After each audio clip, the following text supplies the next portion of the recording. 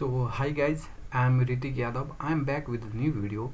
In this video I'm going to teach you how you can do this type of function question in your digital SAT exam, and it is also considered as one of the hardest question in digital SAT, similar to this question which have appeared in the past. Okay, so without any delay, let's go through the question.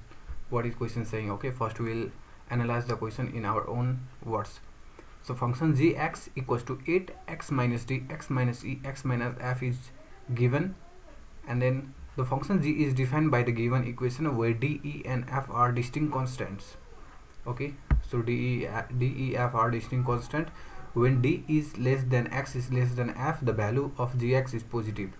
So we need to put this individual value of d, x and f accordingly, so that d must be less than x and x less than f. Okay, and the y, this gx means y must be positive. Okay, so next line, what is saying?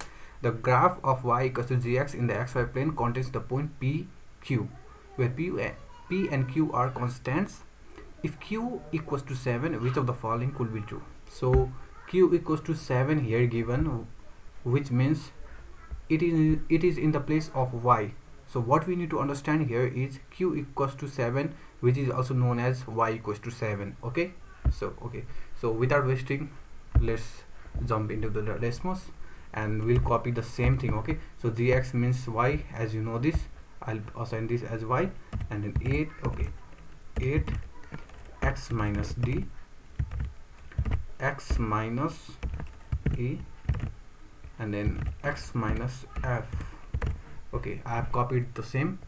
Now according to the question, I will put the individual value of d, e and f. Okay, so d is less than x is less than f. Okay, so I'll put the value of x as 4.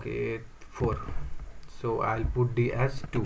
You can put the value of d as 1 and x is as 3, anything. Okay, but it must be as according to this. Okay, d less than x is less than f. Okay, so I have done d, x and f is greater than x. Okay, so I'll put here as 7. Okay, done. So let it e equals to 1. Okay, there will be no problem. Okay, and then let's look at the, so I have told you q is also known as 7, q is also known as y, so we'll put y equals to 7, and you can see that, as you can see that the intersection point here is occurring in 3 point. Okay, so I will change the color of this so that we will not be confused. Okay, so now we have to do nothing, just we need to check this whether it is being true or not. Okay, so here is the question. What it is saying: e is less than p, so our e is 1.